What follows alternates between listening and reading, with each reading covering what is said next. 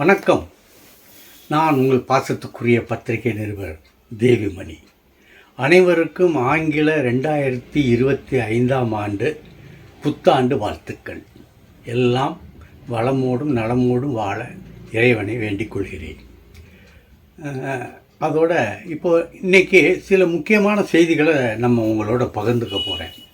2024ஆவது ஆண்டில் சினிமா எப்படி இருந்துச்சு, 2025 எந்த எதிர்பார்ப்புகள் இருக்குது அப்படிங்கிறத நடப்பு தயாரிப்பாளர் சங்கம், அது ஒரு டைரக்டர் பாரதி ராஜா தான் அதனுடைய தலைவர், அதன் தலைமையில் நிறைய பேர் இயங்குகிறாங்க. அவர்கள் நடத்தக்கூடிய ஒரு பத்திரிகையில் அவங்க இதெல்லாம் புள்ளி விவரமாக கொடுத்துருக்காங்க. அது அதிகாரப்பூர்வமானது, அதில் நமக்கு எந்த விதமான மாற்று கருத்தும் இருக்க போகிறதில்லை. ஆனால் அதை குறித்து சொல்ல போகிறேன் நான். அதுக்கு முன்னாடி இந்த நிகழ்ச்சிகளுக்கு ஆரம்பிக்கிறதுக்கு முன்னாடி உலகநாயகன் கமல்ஹாசனை பற்றிய செய்தி ஏதாவது ஒன்று சொல்லிவிட்டு ஆரம்பிக்கிறது நமது பழக்கம். அதை நான் இப்போ மறுபடியும் அது ஒரு செய்தியை ஒன்று சொல்ல ஆரம்பிக்க போகிறேன். அபூர்வ சகோதரர்கள், அந்த அபூர்வ சகோதரர்கள் அதை உன்னால் முடியும் தம்பி படப்பிடிப்பு நடந்து கொண்டிருக்கும் பொழுது அவருக்கு இந்த தாட் வந்துச்சு, கமல் சாருக்கு இந்த தாட் வந்துச்சு, நம்ம இதை எடுக்கணும், இந்த மாதிரி ஒரு கதை புதுசாக எடுக்கணும் அப்படின்னு சொல்லி கதையை காருக்குள்ளேயே உட்காந்து அசிஸ்டன்ட் டைரக்டர் ராசி பண்ண கூட்டிகிட்டு அந்த காருக்குள்ளே 2 பேர் தான் இருக்காங்க. ஒன்லைனை தயார் பண்ணுறாங்க. ஒன்லைனை பிடிச்சாச்சு, சரி ரைட் இதுதான் அப்படின்னு சொல்லி இது பண்ணியாச்சு. ஒரு 15 நாள் ஷூட் பண்ணாங்க. கிட்டத்தட்ட அப்போ அந்த காலத்தில் 15 நாள் ஷூட்டிங்கு கிட்டத்தட்ட 6 லட்ச ரூபா செலவாச்சு. ஆனால் எதுவுமே திருப்தியாக இல்லை. என்னடா 15 நாள் நடத்தியிருக்கோம், 6 லட்ச ரூபா செலவாயிருக்கு அப்படிங்கிறதெல்லாம் கவலைப்படலை. நம்ம தப்பு பண்ணியிருக்கோம், அது மறுபடியும் சரியாக பண்ணால் சரியாக வரும் அப்படிங்கிற எண்ணத்தோட பல விதமான புதிய யுக்திகள் இதெல்லாம் போட்டுக்கிட்டு அந்த அப்பு அங்கே தான் குள்ள அப்பு தோன்றுறாரு. குள்ள அப்பு பெரியா, அந்த 2 வேறுபட்ட குணங்கள், மாறுபட்ட உயரம், இந்த மாதிரி அந்த கதைக்கு இது பிடிச்சி இது பண்ணிட்டாங்க. கொச்சினில் ஷூட்டிங், அந்த சர்க்கஸ் சம்மந்தமான சீன்களில் கொச்சினில் ஷூட்டிங் எல்லாம் போயிருக்காங்க. கமல் சார் போயிருக்காரு, அடுத்து நம்ம மௌலி, மனோரமாச்சி, நம்ம ஸ்ரீவித்யா மேடம், இங்கே எல்லாம் போயிருக்காங்க. கமல் அந்த குள்ள அப்புக்காக அந்த கால்களை இது பண்ணி நடித்ததில் ரத்தம் அப்படியே காயம், ரத்தம் அப்படியே நடந்து போகிற இடமெல்லாம் ரத்தமாக இருக்குது. அப்படியே அவங்களுக்கு கண் கலங்குறாங்க. ஸ்ரீவித்யா அப்படியே ரொம்ப இது தேவையா, இந்த மாதிரியெல்லாம் கஷ்டப்பட்டு நடிக்கிறோமா, வேறு மாதிரி ஏதாவது சீட் பண்ணி நடிக்கக்கூடாதா அப்படிங்கிற மாதிரி அவங்களுக்குள்ள மனசுக்குள்ளே தோணுது. சொல்ல முடியலை, மனசு அப்படியே அவங்களுக்கு பாரமாக இருக்குது. ஒரு சக நடிகர் ஒரு பிரபல நடிகர் இந்த மாதிரி தன்னை வரித்து கொண்டு நடிப்பது, இது என்ன, இது ஏதோ சினிமா உலகத்தில் எவ்வளோ ஏமாற்று வேலையெல்லாம் இருக்குது, அந்த மாதிரி பண்ணிட்டு போகலாமேன்னு நினைக்கிறாங்க. ஆனால் கமல் அந்த மாதிரி நினைக்கலை. இந்த நிலைமையில் தான் அந்த இந்த புலிகளுடைய அந்த சிங்கங்கள் தான் இருக்கு இல்லையா, அது வாழை பிடிச்சிக்கிட்டு ஓடுற மாதிரி ஒரு சீன் இருக்குது. கமல் குல்லாப்பு அதை எடுக்கிறாங்க. எப்படி எடுக்கிறாங்கன்னா அதிகாலையில் எடுக்கிறாங்க. இந்த அதிகாலை நேரம் இந்த சிங்கங்கள்லாம் அப்போ தான் அந்த உறக்கத்தில் இருக்கும். அதுக்கு கோபம் வராத நேரம், அப்படியே இந்த தூங்கு முஞ்சின்னு சொல்லுவாங்கள்ல, அந்த மாதிரி ஒரு கிறக்கத்தில் இருக்கும். இருந்தாலும் கிட்டத்தட்ட ஒரு 10 பைல்வான்கள் என்ன பண்ணாங்கன்னா, அந்த சிங்கங்களுடைய கால்களை நல்லா கெட்டியாக பிடிச்சிக்கிட்டாங்க. கெட்டியாக பிடிச்சிக்கிட்டு இந்த அவங்க சிங்கம் பாஞ்சிடக்கூடாது அப்படின்ட்டு எல்லா சிங்கங்களையும் கெட்டியாக பிடிச்சிக்கிறாங்க 10 பயில்வான்கள். ஒரு குள்ளாப்பு அது வாழை பிடிச்சிக்கிட்டு அப்படியே அந்த சீன் பார்த்துருப்பீங்க. அந்த சீனை படம் எடுத்தாங்க. இது அந்த சர்க்கஸ் முதலாளிக்கு தெரியாது, ஜெமினி சர்க்கஸ் முதலாளிக்கு தெரியாது. விவரம் தெரிஞ்சது, அவர்கிட்ட சொல்லாமல் அந்த ரிங் மாஸ்டர் வச்சு இதை அப்படியே பண்ணிட்டாங்க. தெரிஞ்சவொன்னே கமல்ஹாசனை பிடிச்சி லெஃப்ட் அண்ட் ரைட் வாங்கிட்டார். சிங்கத்துக்கெல்லாம் கமல்ஹாசன் யாருன்னு தெரியாதுங்க, அவர் பெரிய நடிகர் அப்படின்லாம் அதுக்கு சொல்ல தெரியாது, அதுக்கு சொன்னால் கேட்காது, அதெல்லாம் தெரியாது அதுக்கு. நீ பின்னங்கால்களில் தானே பையெல்லாம் பிடிச்சிக்கிட்டாரு, அந்த முன்னங்காலில் ஓங்கி ஒரு அடி விட்டால் என்ன ஆகும் தெரியுமா, எங்கே போய் விழுவீங்க தெரியுமா அப்படின்னு அந்த ஆள் கத்துறான், கண்ணாவுன்னான்னு கத்துறான். அப்புறம் அந்த மௌலி மற்ற எந்த ஆர்டிஸ்ட்டுகள்லாம் அந்த ஆளை சமாதானப்படுத்தி இல்லை பார்த்துக்குங்க, அதெல்லாம் ஒன்றும் நடக்காது, தப்பாக நடக்காது அப்படின்னு சொல்லி அதான் எடுத்தாச்சு இல்லை. அப்புறம் என்ன எல்லாம் முடித்து அதை ஒரு இது முடிச்சுட்டாங்க. அந்த சம்பவம் எனக்கு இப்போ ஞாபகம் வந்தது. ஏன்னா இந்த இப்போ புத்தாண்டு பிறந்துருச்சு, இன்னும் ஒரு 8 நாளில் உலகநாயகன் வந்துடுவார், இங்கே சென்னைக்கு வந்துடுவார்.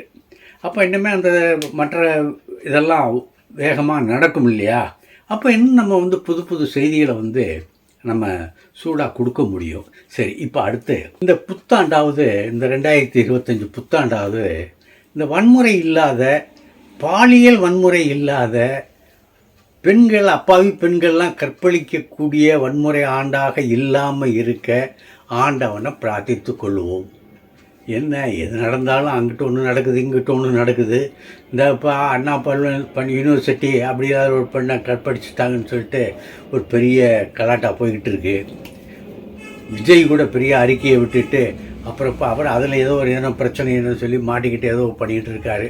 இந்த 2025 ஆண்டு வந்து பல புதிய அனுபவங்கள் எல்லாம் நமக்கு தரப்போகுது. அதனால் இந்த 2025 ஆண்டு புதுமையாக இருக்கணும், நல்ல நன்மைகள் நடக்கணும் அப்படிங்கிறத சொல்லிவிட்டு நான் அந்த சொன்னேன் இல்லையா, அந்த அவங்க நடப்பு தயாரிப்பாளர்கள் சங்கம் அவங்களுடைய தயாரிப்பு புத்தகம் தான் இது. அவங்க இதில் தான் அவங்க வந்து இந்த புள்ளி விவரங்கள்லாம் கொடுத்துருக்காங்க, எழுத்துப்பூர்வமாக கொடுத்துருக்காங்க. நாளைக்கு அவங்க மாற்ற முடியாது, ஒன்றும் செய்ய முடியாது. ஆகவே அதை எடுத்து நான் உங்களுக்கு தர்றேன். அது முக்கியமானது. அது இந்த புள்ளி விவரங்கள்லாம் நம்ம தெரிஞ்சுக்கிறணும், ஒரு சினிமா ரசிகனுங்கிற முறையில் தெரிஞ்சுக்கிறணும். ஏன்னா நாளைக்கு எங்கேயாவது பேசும்போது யாராவது தப்பாக பேசுவான், அதை நம்ம மறுத்து பேசலாம்.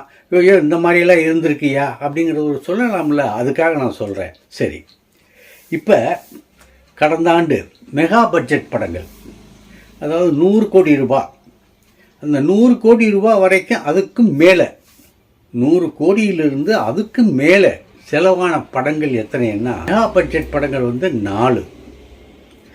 அதாவது 100 கோடியை தாண்டி எடுக்கப்பட்ட அந்த மெகா பட்ஜெட் படங்கள் 4. அது எதுன்னா வேட்டையன், அடுத்து கோட், கங்குவா, இந்தியன் 2, இந்த 4 படங்கள். சரி, அடுத்து 100 கோடிக்கு கீழே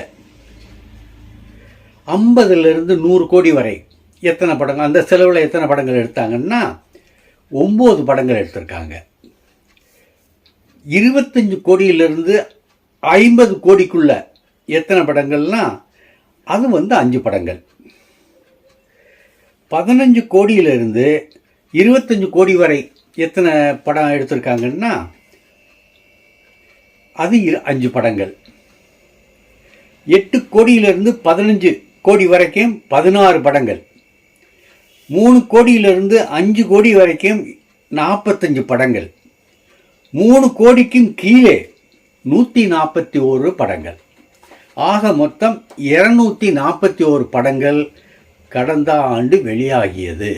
அதில் எவ்வளவு செலவுக்குள்ள படங்கள் அப்படிங்கிற பட்டியலை அவங்க கொடுத்துருக்காங்க, அதை நான் உங்களுக்கு சொல்லிட்டேன். சரி, அடுத்து இந்த 2025 என்னென்ன நடக்க போகுது அப்படின்னா, அஜித் 2024 எந்த படமும் கொடுக்கல. ஆனால் இந்த 2025 அஜித் 2 படம் கொடுக்குறாரு. ஒன்று எல்லாருமே எதிர்பார்த்து கொண்டிருக்கிற விடாமுயற்சி, அதுக்கடுத்து குட் பேட் அக்லி. 2மே மாறுபட்ட படங்கள், 2மே சவாலான படங்கள்னு சொல்கிறாங்க இண்டஸ்ட்ரியில். அதைத்தான் இவங்களும் நோட் பண்ணியிருக்காங்க, இவங்களும் குறிப்பாக சொல்கிறாங்க. மிகவும் அஜித் ரசிகர்களே மிகவும் உற்சாகப்படுத்தக்கூடிய படங்கள் இந்த 2. அதாவது அஜித்தினுடைய ரசிகர்கள் மட்டுமல்ல, நடுநிலை வகிக்கக்கூடிய ரசிகர்கள் இருக்காங்க, சாதாரண ரசிகர்கள்லாம் இருக்காங்கல்ல, அவங்களும் விரும்பக்கூடிய அளவில் அந்த படங்கள் இருக்கும் அப்படின்னு அவங்க ஒரு நம்பிக்கையை தெரிவிச்சிருக்காங்க. அடுத்து சூர்யாவுக்கு 2 படங்கள், கார்த்திக் சுப்பராஜ் படம் ஒன்று, ஆர்ஜே பாலாஜி தயாரிக்கிற படம் ஒன்று, டைரக்ட் பண்ணுற படம் ஒன்று. இந்த 2 படமும் சூர்யாவுக்கு ஒரு புதிய ஒரு உற்சாகத்தை உற்சாகங்கிறது எல்லாருக்குமே சொல்கிற வார்த்தைகள் தான். அதாவது இந்த கங்குவாவில் விட்ட கோட்டையை இந்த 2 படமும் நிரப்பிடும் அப்படின்னு அவங்க சொல்கிறாங்க. ஏன்னா பார்த்து பார்த்து அந்த கதையை செலக்ட் பண்ணியிருக்காரு. மாறுதல்கள் சிலதெல்லாம் வல்லுநர்களோடு சேர்ந்து சில மாறுதல்கள் அப்படி இப்படியெல்லாம், அதாவது தோற்று போயிடக்கூடாதுங்கிற ஒரு தீவிரமான ஒரு உறுதியில் அந்த 2 படத்தையும் சூர்யா அதில் உழைச்சிக்கிட்டு இருக்கார், கடுமையாக உழைக்கிறாரு அப்படின்னு அவர் சொல்கிறாங்க. அந்த வெற்றி பெறணும்னு சொல்லி நம்மளும் ஒரு வார்த்தை சொல்லிக்கலாம். அடுத்து விஜய், அது தளபதி 69 ஒரு படம், அந்த ஒரு படம் தான் கடைசி படம்.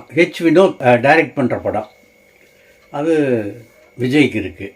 அடுத்து நம்ம சூப்பர் ஸ்டார் ரஜினிகாந்த், அவருக்கு 2 படங்கள் இருக்குது. கூலி 1, ஜெயிலர் 2, 2 படங்கள் இருக்குது.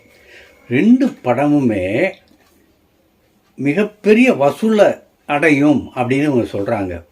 1000 கோடி வசூல் இந்த படத்தில், 2 படத்தில் ஏதாவது ஒன்று கொடுக்கும் அப்படின்னு அந்த சங்கத்தில் இருக்கவங்க நம்பிக்கை தெரிவிச்சிருக்காங்க.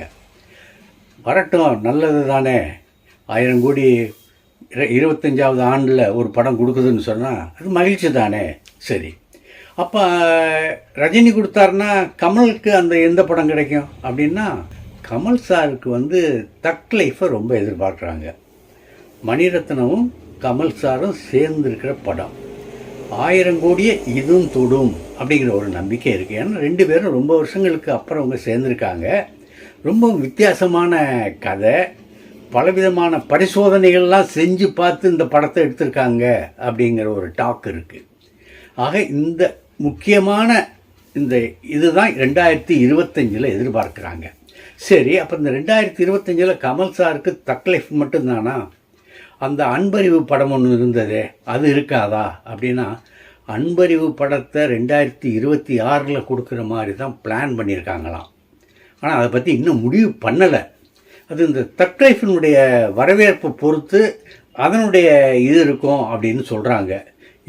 எது நடந்தாலும் சரி, படம் சக்ஸஸாக வரணுங்கிறது தான் ரசிகர்களுடைய ஆசை, எண்ணம் எல்லாம். சரி, விக்ரம், அவருக்கு வீர தீர சூரன், அது ஒரு படம் இருக்குது அவருக்கு. தனுஷுக்கு இட்லி கடை, அப்புறம் குபேரா, இந்த 2 படங்கள் இருக்குது. சிவகார்த்திகேயனுக்கு 2 முக்கியமான படங்கள் இருக்குது. சுதா கொங்காரா படம், அது ஆதிக்க இந்தியை எதிர்த்து போராடிய தமிழ்நக இந்தி எதிர்ப்பு போராட்டத்தை மையமாக வைத்துக்கொண்டு எடுக்கக்கூடிய படம். மிகுந்த பொருட்செலவில் எடுக்கிற படம். அதாவது நம்ம அமரனுக்கு அடுத்து மிகவும் எதிர்பார்க்கக்கூடிய படம் அந்த சுதா கொங்காராவுடைய படம். அதுக்கடுத்து ஏஆர் முருகதாஸுடைய படம். அதுவும் மிக ஒரு ஆக்ஷன் த்ரில்லர் மாதிரி தான் இருக்கும் அப்படின்னு சொல்கிறாங்க. படம் வரட்டும், பார்க்கலாம். அப்புறம் இந்த கடந்த வருஷம் இந்த ஓவர்சீஸ் படங்களில் வெற்றி பெற்ற படங்கள்லாம் எது அப்படின்னு ஒரு கணக்கு கொடுத்துருக்காங்க. ஓவர்சீஸில் 15 படங்கள் தான் நம்ம வெற்றி படங்கள், அதாவது வசூலில் பரவாயில்ல அப்படின்னு சொல்லக்கூடிய படங்கள் 15. அதில் முதல் இடம் முதல் 1, 2, 3, 4 இந்த முதல் 4 இடங்களில் வரிசையாக சொல்கிறேன் அந்த படங்கள் தான். கோட், வேட்டையன், அமரன், இந்தியன் 2, இந்த 4 படங்கள் தான் 1, 2, 3, 4ங்கிற வரிசையில் இடம் பிடிச்சிருக்கு வசூலில், ஃபாரின் வசூலில். அதாவது வருமானம் 565 கோடி. அதுக்கு முன்னாடி 23வது ஆண்டில் 763 கோடி. இப்போ போன ஆண்டு இந்த 24வது ஆண்டு ரொம்ப குறைஞ்சிருக்கு. அது இந்த வரக்கூடிய இந்த 25வது ஆண்டுலையாவது அதிகமாகுதா அப்படிங்கிறத பார்க்கணும். சரி, ஆந்திராவில் இந்த படங்கள் போன வருஷம் நம்ம தமிழகத்திலிருந்து போன டப்பிங் படங்கள் இருக்குல்ல, அதில் எது வசூலில் முதலிடம், 2வது இடம், 3வது இடம், 4வது இடம் இருக்குது அப்படிங்கிறது அது ஒரு கணக்கு கொடுத்துருக்காங்க. அமரன் முதல் இடத்துல ஆந்திராவில், 2வது இடத்துல இந்தியன் 2, 3வது இடத்துல வேட்டையன், 4வது இடத்துல கங்குவா, 7வது இடத்துல தான் கோட்டு இருக்குது. சரி, கேரளாவில் முதல் இடம் வேட்டையன், 2வது இடம் அமரன், 3வது இடம் கோட், 4வது இடம் மகாராஜா, 7வது இடம் இந்தியன் 2. எப்படி இருக்குது பாருங்கள் ஆந்திராவுக்கும் கேரளாவுக்கும். ஆந்திராவில் விஜய் படம் 7வதுல இருக்குது, கேரளாவில் கமல் சார் படம் 7வதுல இருக்குது. சரி, கர்நாடகாவில் கோட் 1வது இடம், அமரன் 2வது இடம், 3 வேட்டையன் 4 இந்தியன் 2. இதுதான் இந்த போன வருஷத்தை பற்றிய ஒரு தொகுப்பு. இது உங்களுக்கு முக்கியமாக இருக்கும். இதை மனசில் வச்சுக்கோங்க, அல்லது நோட் போட்டு குறித்து வச்சுக்கோங்க. ஏன்னா இந்த வருஷம் என்னென்ன எது வருதுங்கிறத நம்ம பார்க்கணும்ல. நன்றி. உங்களை நாளை சந்திக்கின்றேன். வணக்கம். மறுபடியும் சொல்லிக்கிறேன், அனைவருக்கும் 2025ஆம் ஆண்டு புத்தாண்டு வாழ்த்துக்கள். நன்றி. இந்த வீடியோ உங்களுக்கு பிடிச்சிருந்தா லைக் பண்ணுங்கள், கமெண்ட் பண்ணுங்கள், ஷேர் பண்ணுங்கள், சப்ஸ்கிரைப் பண்ணுங்கள்.